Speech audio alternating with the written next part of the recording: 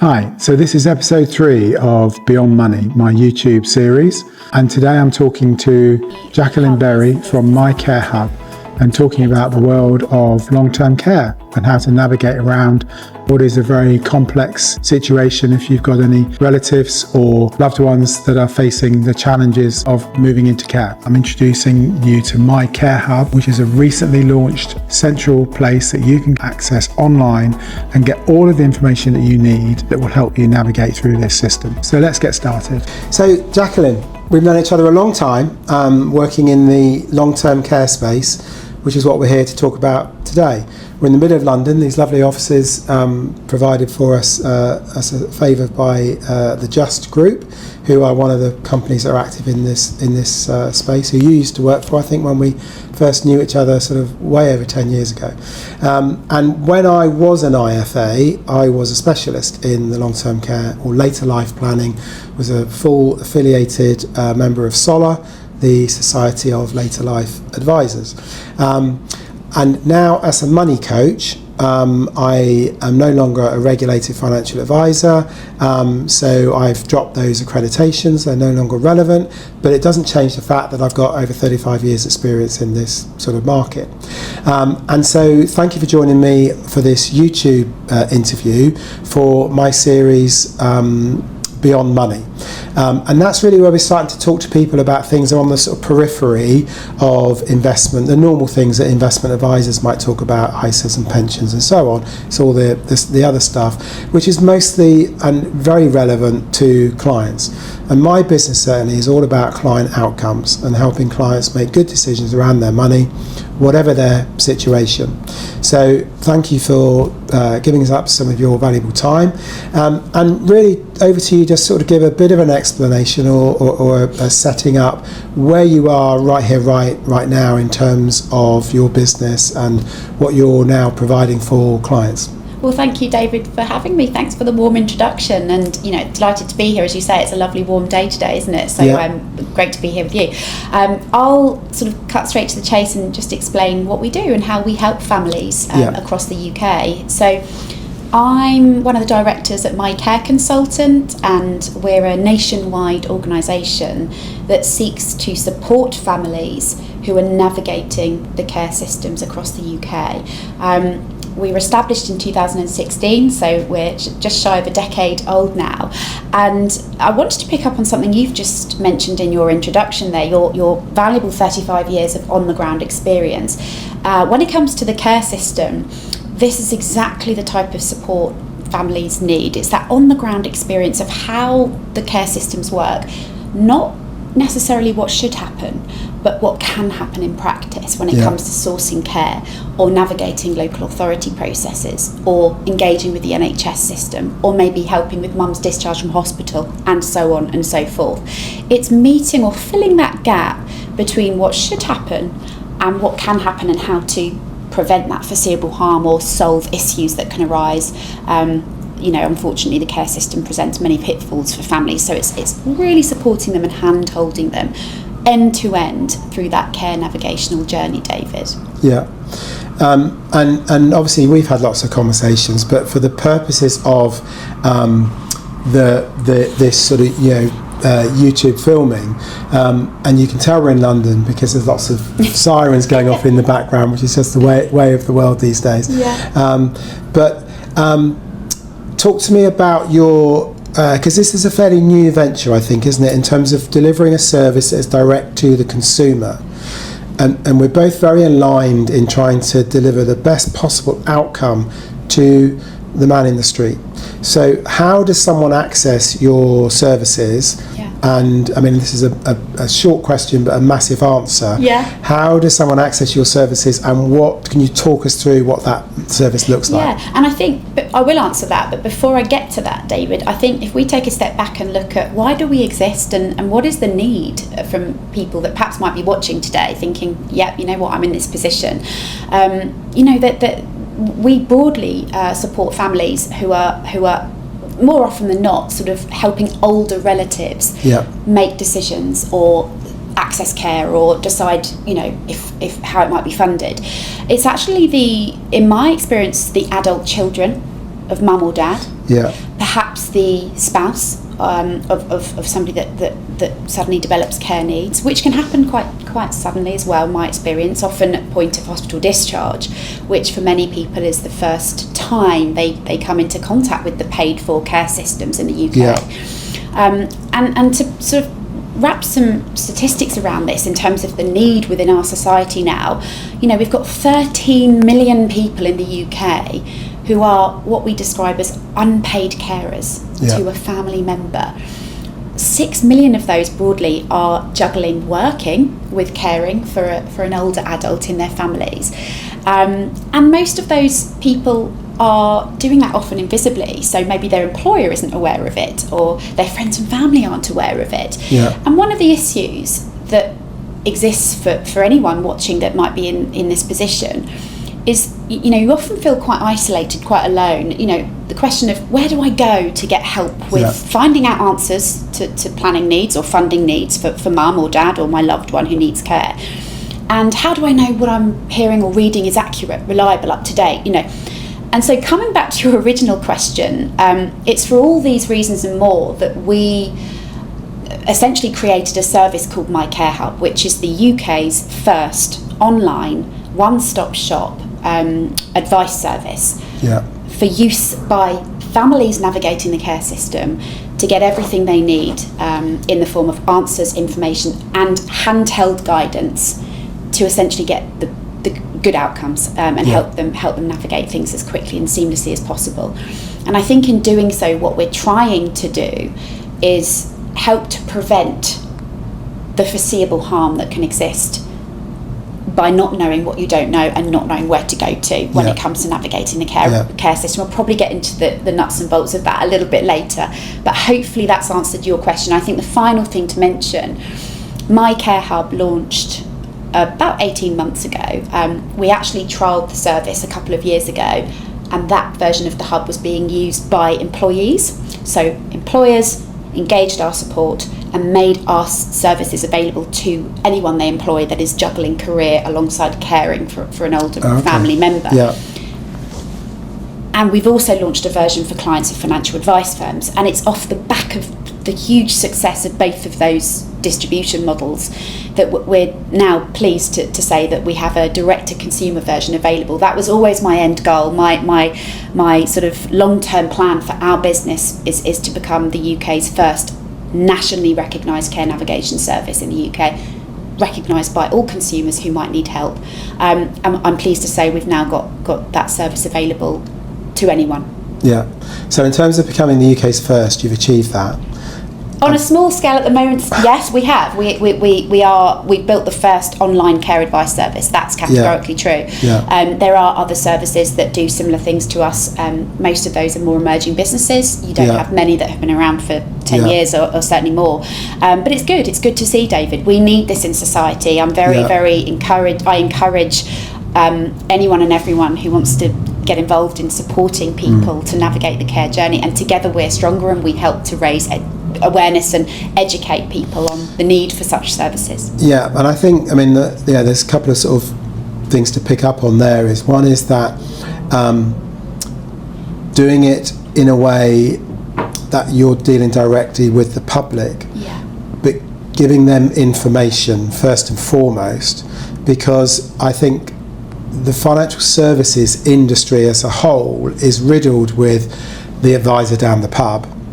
And you hear about it a lot within long-term care issues of, put the house in trust and, give the house away now even though you're still living it. All the things that you and I know do not work and are not sort of plausible ways of dealing with these issues. So to have a resource that clients can come to directly, because also some clients are wary, scared, not prepared to go and speak to a financial advisor about this sort of thing.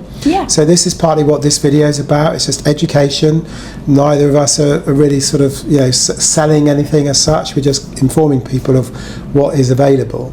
And actually on that point, David, that's actually partly what we seek to solve by delivering My Care Hub to the general public. Yeah. It's not just information, guidance and handheld sort of advice to help navigate the care journeys for people, but it's also signposting to reputable services where people need support along that journey, whether that's financial advice, legal advice, care provision, property management services that help people find a care home that accepts pets, or maybe rehousing a pet if somebody has sadly died. Yeah. So I mean, that's just it's the tip of the iceberg there. Yeah. And you know, as you know, your service is a service that we signpost to. We're completely independent. We have no referral fee arrangement with any services, and that gives us the ability to really sort of gain trust from members of the public, where they know that they're coming somewhere that has no conflict of interest with any services or local authority or the NHS or so on, that is seeking to help people get better outcomes and connect them with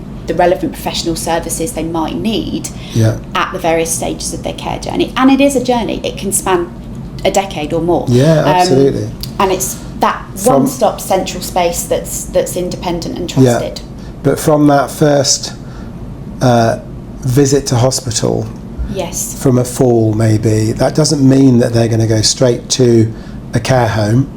Far from it in most cases, I would imagine. They go back home, and there's a lot of help that's available to ease that transition, when there's help, you know, that is available without cost in people's own home, and to manage through. But at least it flags up what people's issues might be, and then they are on a journey then that is not always going to, but is possibly going to end up in a care home at some stage in the future.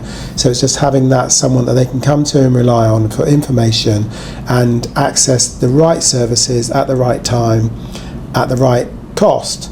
Included in which might be no cost. Yeah, well actually I think there's two things there I want to pick up on. One is bringing in that sort of point about unpaid family carers and the role they play often for many years, and the second is the vast sort of array of options now when it comes to delivering care. You know, let's start with the unpaid carers point. You know, before sort of somebody is discharged from hospital, there's often been many months or years where family members are propping up the care system, you know, supporting their loved ones. And it's what we do, right? We want to. Most of us care. It's a privilege to support elderly relatives. But there comes a point where people can face burnout. You know, I mean, I deal with lots of families where they have all sorts of emotions on their shoulders, you know, sort of feeling of guilt, where perhaps they feel they no longer can provide that sort of support and care, and they feel that they should. So, you know, that sort of unpaid carer journey can often start many years before. So I wanted to pick up on that. And then you have this scenario where you're absolutely right.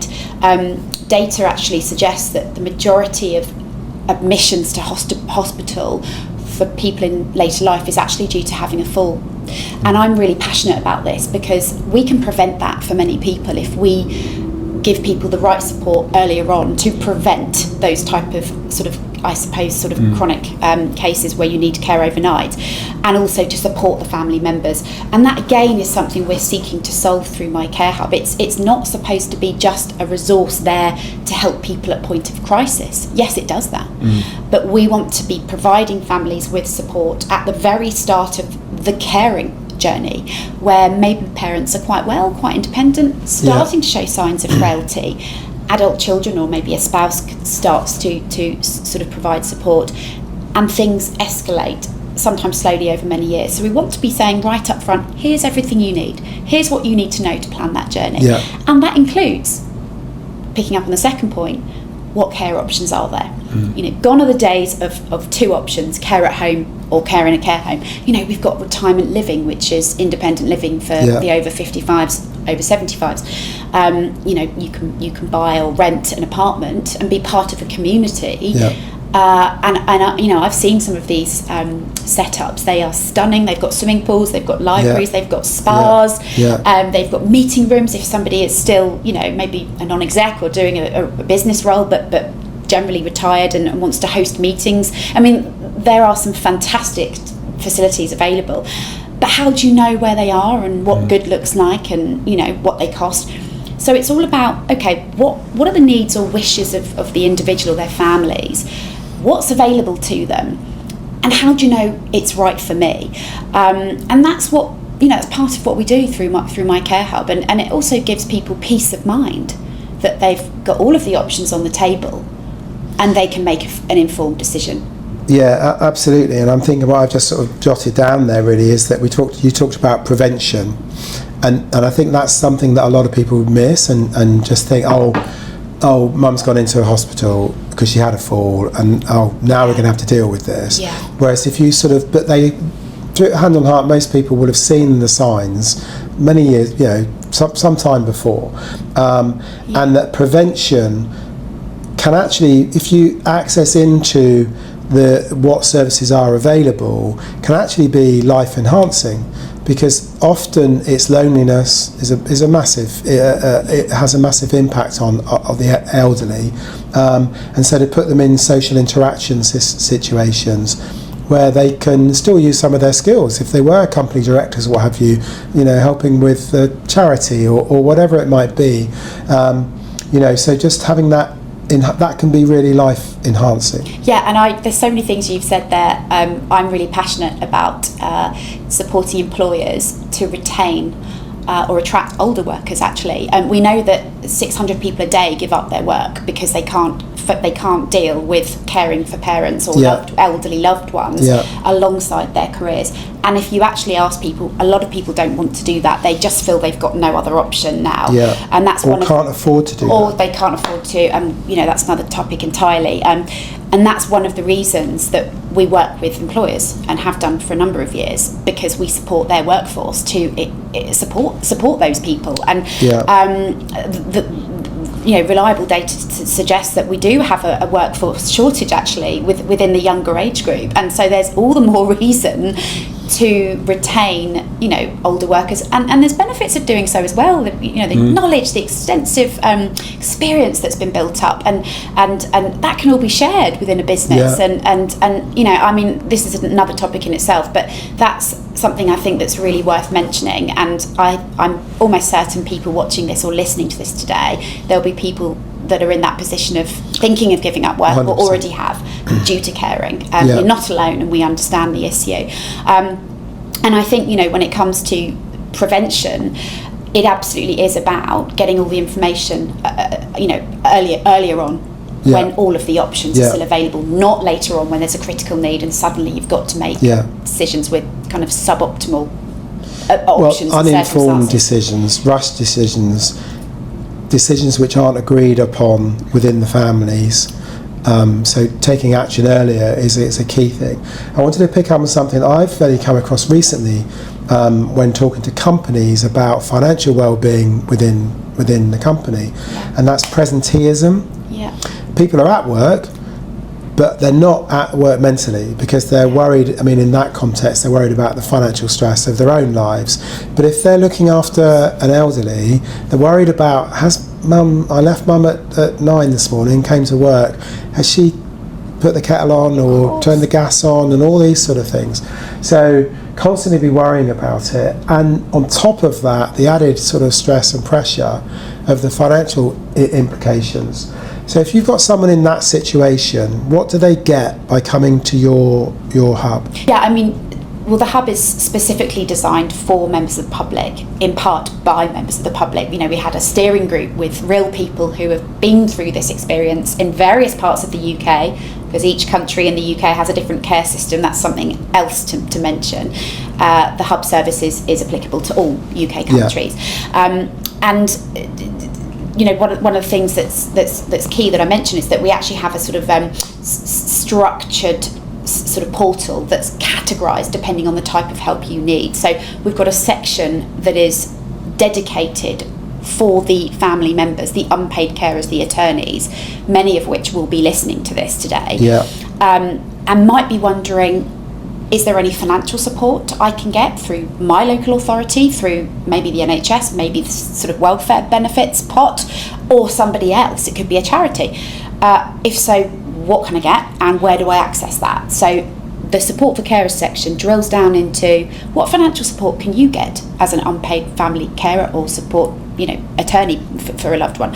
What practical support can I get from the same organisations that I've just mentioned?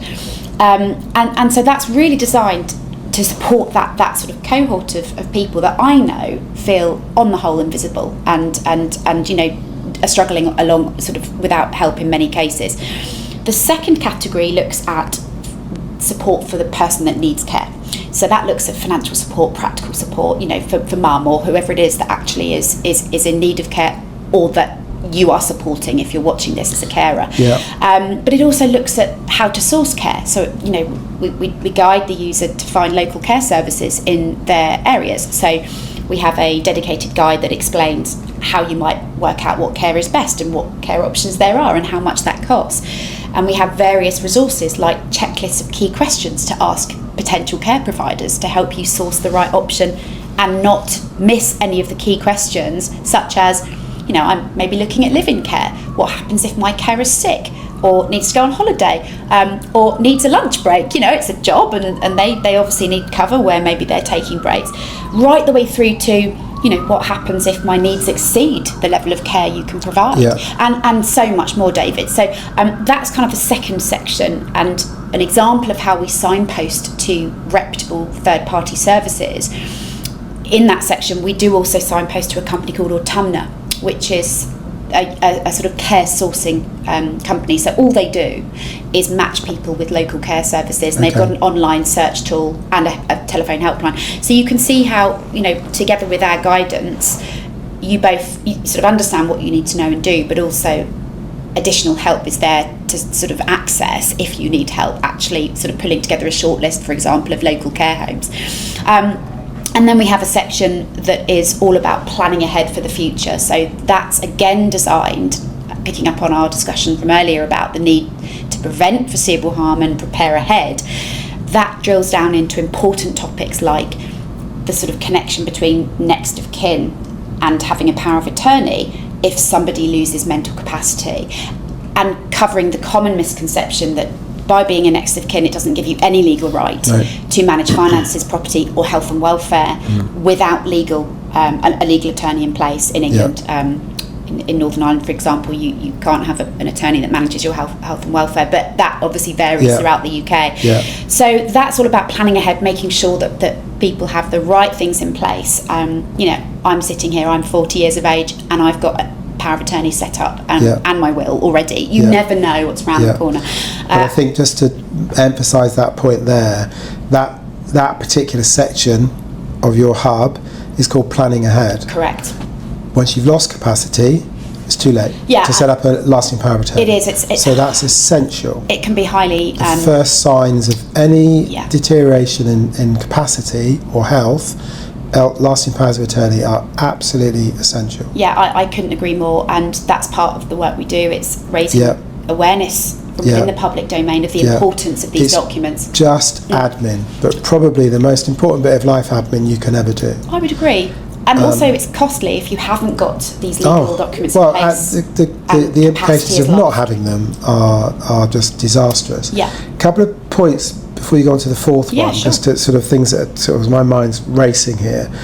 If you don't live in the same country as the person needing care, so I can imagine it's hard enough to find out what services are available for you locally, but what if the person who ultimately is going to need care, if you're living in England and they live in Scotland or Wales, it's different systems, you've alluded to that, so that's a resource which would be invaluable. I mean, I'm sitting here in London. My in-laws live in Belfast in Northern Ireland. Right. A completely different care system over there, not least due to the fragmented nature of their politics over there. But the hub is designed to cater for all UK care systems. So the content updates itself. You just select the country and it tells you what you're reading is correct. And that's all online. Correct. So you put in your situation. You know, I live in England, but the relative I'm specifically talking about lives in Wales. Then you're going to get the accurate and up-to-date information relevant to that situation. Absolutely. That's massive. It's the only service of its kind currently available in the UK. Yeah, so let's agree that it's the first direct to consumer and the best. We hope to think that we recognise what we hope to think what we've built will help so many people. Yeah. We're constantly evolving, David. You know, I think nobody can sort of stand here and say what they're doing is perfect, and we get fantastic feedback, but we're constantly building. So on it's what the best, and it will only get better. Yeah, that's it. You can't I'm going to give you stand that. still. I'm going to give you that mantle. Yeah. Do you know going back to number one, unpaid carer? Is there a stat, and this is, you either know it or you don't, you're not going to make it up, I know that, the percentage of people that qualify for but are not claiming the benefits that they're entitled to as carers? I don't know the stat, but you're talking about carers allowance there. So carers allowance is a weekly payment that may be available to you if you're watching or listening to this, if you're caring for an older relative. There are some eligibility criteria around that. So you've got to be caring for 35 hours a week, you've got to be not earning a certain amount or above a certain amount per week.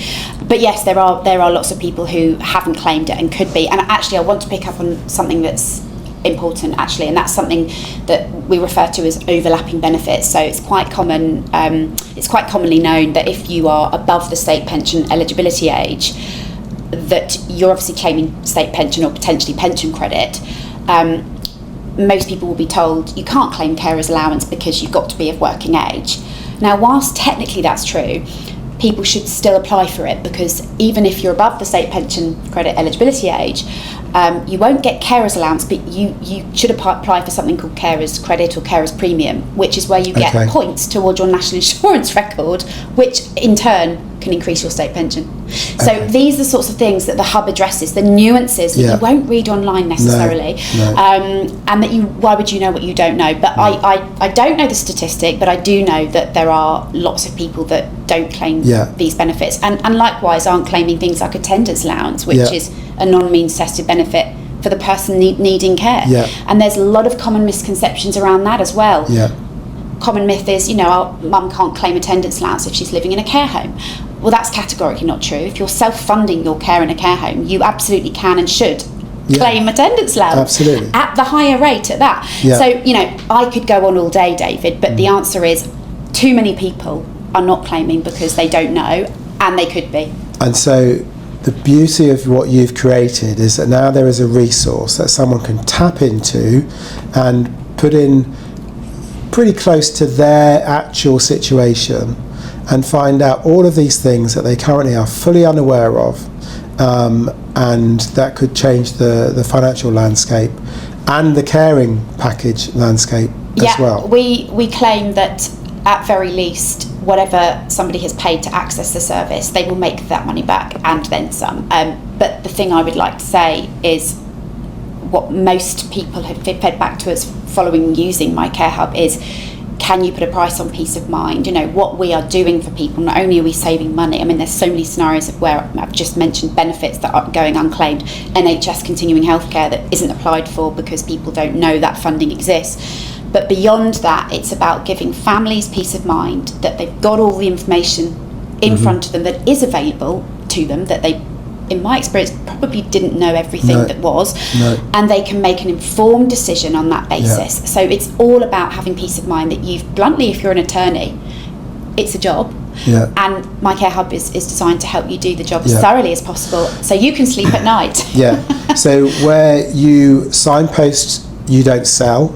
Absolutely. Exactly the same as me in my business. We don't get referral fees from anyone. I sometimes refer to my business as a fiduciary business. So it's 100% in the benefit. All the work that I do is always to the benefit of the client. Absolutely. None whatsoever to my benefit.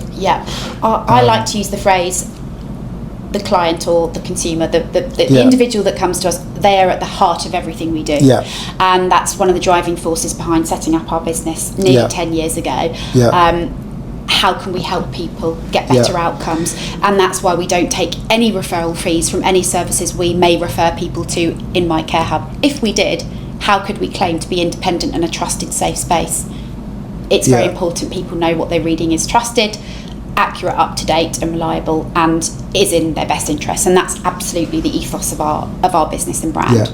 So we talked a little bit before we started recording. It's about helping people, Yes. not about feathering our own nests and building something that, you know, is going to make us billionaires. Yeah, I mean, I spent 5 years. We didn't make any money for 5 years, David. You know, Yeah. I gave up my time and Don't resources. say that. I'm only 2 years in. No, you've got 35 years long in the tooth Well, in the industry, David. I well, think yeah, you've got a I'll head start. But count that then. you're right on that. It's not about the driving force is not about making lots of money with this. It is truly about making a positive difference to society. Yeah. And you know, my technical director Tony Miles, if you meet him, you'll see that the passion shines through all of us. Yeah.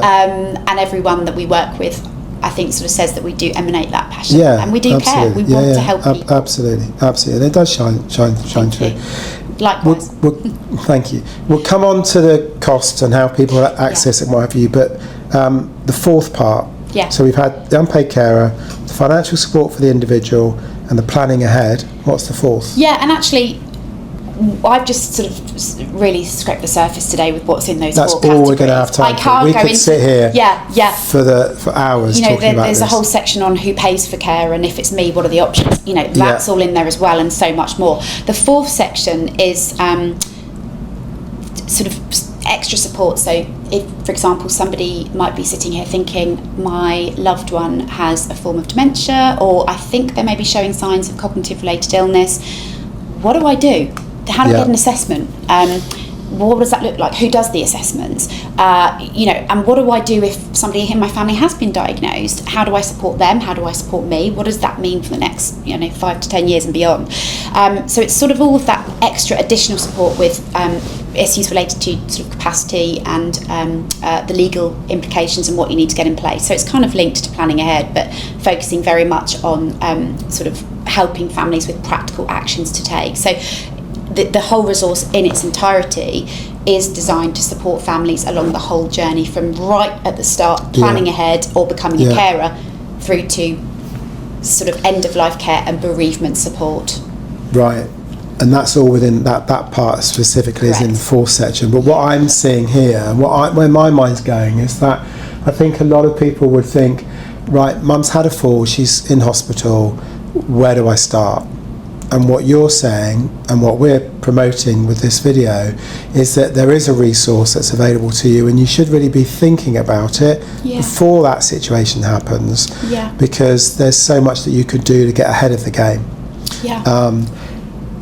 It's brilliant. It really, really is. Well, I'm thankful to you for having me on stage. You can probably tell that we want to be sort of raising consumer awareness of, you're not alone. There's lots of families, including mine, who are in a similar position. Whilst everyone's circumstances are inherently unique, lots of us are in this position of being unpaid carers, or perhaps thinking about our own care. And actually, to finish, it's worth saying, according to Carers UK, a national organisation focused on supporting carers, 50% of us will be an unpaid carer to an older adult by the age of 50, and it's 1 in 2 of us women by age 46. It's actually a younger age for women, and I'm really passionate about sort of helping people to self-disclose that I'm in this position. We've got it for childcare. We're very conscious that we can go to our manager and say, maybe my child's sick today. I understandably, we need to go and collect them, or whatever it might be. So why can't we have the same ethos for adult care? Making workplaces a safe place where people can talk to their managers, making boardrooms more friendly. So if somebody has to have a phone on the desk because mum's in hospital and needs to be there, we really need as a society to recognise that this isn't about someone else. This is about all of us, and thinking about what kind of society we want to be. And that's another conversation for another day, but that is the ethos of our business. We're skimming the surface here of a massive topic, and we will absolutely be coming back to expand on this, because I think this is going to be so interesting to a lot of the people that are watching this and beyond. And something I've talked about, the person who's just had a fall is going into a care home, frankly, I doubt is watching my Instagram. Yes. Or probably not even on LinkedIn. No. But their son or their daughter or their granddaughter is. Yes. And that's where this is, so the wider audience, and saying that this is what's available, and this is, in the modern world, we can access it on our phones, on our laptops, on the train on the way home, whatever, and it's just education. Yeah, absolutely. And I think the final thing I'll say is, if anyone's watching this thinking, how do I reach out to my care consultant? How do I get access to my care hub? You know, anyone can pick up the phone and call us or email us at any time. We're very sort of responsive and friendly and happy to help, and tend to go the extra mile for people. With my care hub, it's a one-off fixed fee, so somebody pays a fixed fee of £100 for the entire year, and they can use my care hub. And I should have mentioned, it is actually backed by my team, so it's not just an online resource of information, but my care hub users can essentially email my team, care experts, at any point with questions about their situations or help to clarify maybe something they've read, and we respond within one working day, and that's all part of that service. And we do also have additional chargeable consultations available, so if somebody actually wants to book a session with me or one of my team to receive one-to-one guidance, they can book that as well through the hub, and that comes with a fee, but it's a very small fee in the scheme of things. So it's not just technology, it's a one-stop shop of online information and guidance, backed by real care experts in my team, offering email and telephone support. So when you're talking about at a low cost, let's go back a step. Sure. The service that we've just been talking about, all of those resources covering those four main sort of areas, but the other area that you talked about, which is a massive area just in itself, which I noted down, was who pays for care. It's another subject on its own. All of that resource and initial one-to-one sort of backwards and forwards with you or your team is only £100? Yeah, so for the year? The £100 covers access to my care hub and the free email helpline. So you can submit as many questions as you like. Yes, people probably say to us we don't charge enough, but we want to make this service accessible to people. I am genuinely flabbergasted by that. Thank you. So there's no barrier. Absolutely, so hope not.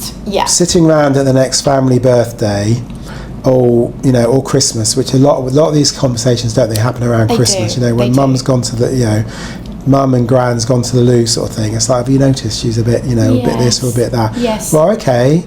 Anyone who's watching this saying, right, well, let's make it a bit of a project. The granddaughter who's sort of, just finished university or what have you, saying, well, let me have a look into it. There's this amazing resource that I can put together a bit of a strategy here. It costs £100. No one's going to balk at that. And that's the feedback. And as I said, we worked with real people, members of the public, to not just build the system but also arrive at the pricing. And the feedback was we could charge more for this. We want to make this accessible. Our long-term objective as a company is to be the first nationally recognised care navigation service. We have to cover the cost of what we do, but beyond that, it's about getting in front of people and helping people and making this support more widely known about and accessible to all. The note that I wrote down as a question to ask, and actually you answered the question before I even asked it, so well done for that, was that you're not a charity. How do you get paid? But at that cost, it feels like you are a charity. I know, but it's a volume-driven model. The more people that sort of subscribe to my care hub, we can cover our costs, and it enables me to continue to deliver, the email and telephone support helplines that comes with the hub. So it's almost like strength in numbers, really. So it's everyone pays a little bit, but everyone benefits, and we can keep running. It feels to me, and what a service you're providing. Thank you, David. But it feels to me that it's almost like on a non-for-profit basis. Well, we do have profit margins, but they're not huge. But I would wager that a lot of any profit that you make goes back into the business. It definitely does. Like you're saying, in more phone lines to help more people. More people, more consultants, but also marketing and things like this. One of the challenges is actually getting this message out there that you're not alone. If you're in this position, there are services that can support you, because probably most commonly the first piece of feedback we get from families when they first engage us is, I can't believe people like you exist. I just did not know this type of support existed. And hopefully, without speaking out of turn here, they're the lucky few that have been referred to us maybe by you, David, or their employer, or their friend who's engaged us, or maybe their financial advisor. It's the ones that maybe don't have an employer or an advisor like you or whoever that is linking them to us. And that's why we've launched this direct-to-consumer sort of proposition, if you like. And part of the cost of getting that out there is the marketing, is the promotion, is letting people know. So pretty much everything goes back into the business to build that concept and help more people.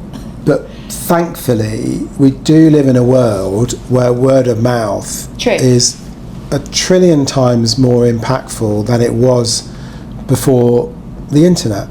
So, you know, something, I mean, none of my videos have ever gone viral, but maybe one day, you know, they will. This is so easy to transfer on, and anyone who's searching for this sort of, you know, keying in these sort of words into their computer, this sort of information will come up, and media. And that's something called search engine optimization, which is where there's keywords that we know many of us think to type in if we're an unpaid carer or if we're supporting mum. And you know, companies like ours try to pick up on those words so that we can link our services and let people know that we exist. But that all comes at a cost. We don't do a lot of that at the moment. You know, no, we will I think organically. Because of what I was just saying about the 30-year-old who follows me on Instagram for something else, you know, what risk to take with their workplace pension. Why would they become a client or be interested in what you've got? They become interested in what you've got because they've got a gran or a granddad who needs help. I mean, I said... Or one of their friends does. I mean, I said today, I'm quite happy to disclose my age. I'm sitting here, just turned 40. And typically 1 in 2 women will become unpaid carers to a parent by 46. I've already got a number of friends who are my age group who are already in that category. So I think those numbers are skewed. I think it's actually more of us than we even know through statistics. I think it's invisible on the whole. You know, the government has made some strides. That, you know, we've had the Carers Leave Act introduced April 2024, depending on when people are listening to this, which is a landmark piece of legislation which for the first time sees employers in England, Scotland and Wales, they have to identify who's in their workforce that might be a carer to an older adult, and they have to offer at least 1 week of unpaid annual leave in addition to their usual sort of allocation of paid annual leave. So it is actually a step forward in the respect of government recognising this huge societal challenge and the many people that are in that position and giving some help. But that of course only goes so far. You know, what do people do with that time off? Where do they get access to information? How do they make decisions? That's where we fulfil that gap and that need. But this is the sort of thing that if you do it slowly as a project, you can sit down, you know, when you get home from work, had your dinner sort of thing, you just have a quick look on your phone. I mean, people spend so much time on their phone looking at utter garbage. Well, actually, there's something we need. Oh, I just didn't know that. Oh, I didn't know that. Oh, I'm going to speak to Mum about that, or speak to my brother about that next time he calls from, you know, Australia, or whatever it might be. And this is why we have the email and sending links out presumably as well. They can share the information. The whole family can share one login. So it's really? one. I know again, but this is where you're probably picking up on our business culture. It's about, we share a lot of the same ethoses. It's about helping people. We could charge per person. We're not about that. Okay. It's for one. It's typically one login per family, and that's how it works as well with the services we deliver for employers and financial advisors who are giving their clients or their employees access. You know, the employee gets the login, but they share it with their whole family because it's a whole family affair in many cases. Planning and older relatives. Well, if you need to care, bring some other people along on the journey with you, along, they might not all be at the same place on the same page. So say, right, this is why this is important. Read it, and you'll understand why I'm insisting that we do this, or why we could apply for this, or whatever. So I'm flabbergasted by the cost. I don't believe you're 40. Thank you very much. That's probably I'll take that for today, David, on its own. And absolutely blown away by the fact that it's £100 per family login. Yeah. That information can easily be shared within the group. Yeah, I mean, it's incredible value. It's what we need to charge to cover the cost, but it's low enough, we hope. Well, that it makes really it accessible to as many people. Admirable. Thank you. Thank you so much for having me as well. It's been brilliant to be here. It's such an important area, and we've all been. Well, I've been, had to deal with it many times over. Yeah. I'm a lot older than you, but I've had to deal with it, and I'm seeing it more and more amongst my age group. Yeah. And there's such important to be able to get people the information, because it hasn't always been like this. I mean, it'd be interesting, obviously, for you even, if you sort of have conversations with your friends, what might come from those could be quite interesting. I talked about people sort of getting on with this and not really sharing with friends or family or work, but actually there are more of us than we think who are supporting older relatives right in front of us. I've got 3 people already that I can think of just from this conversation. Yeah. Oh, well, that's a success in itself, scenarios. David. Well, I'm glad I came. I'm glad you came too. Thank you. So, okay, we are definitely going to have to come back and do version 2 or episode 2 of this on this particular area. Within this video, though, we will share the links and any other sort of information regarding signposting to this invaluable site. I'm just about to relaunch my website. I'll be putting a section on there specifically for this. I just think it's such a powerful thing that will impact a lot of my clients and your clients obviously too. Thank you, David. It's been an honour to be here, and hopefully everyone watching has gleaned something from today. Without question. It's very powerful, very powerful. And well done for just achieving what you've achieved so far. The first, the best, and only going to get better. Thank you very much.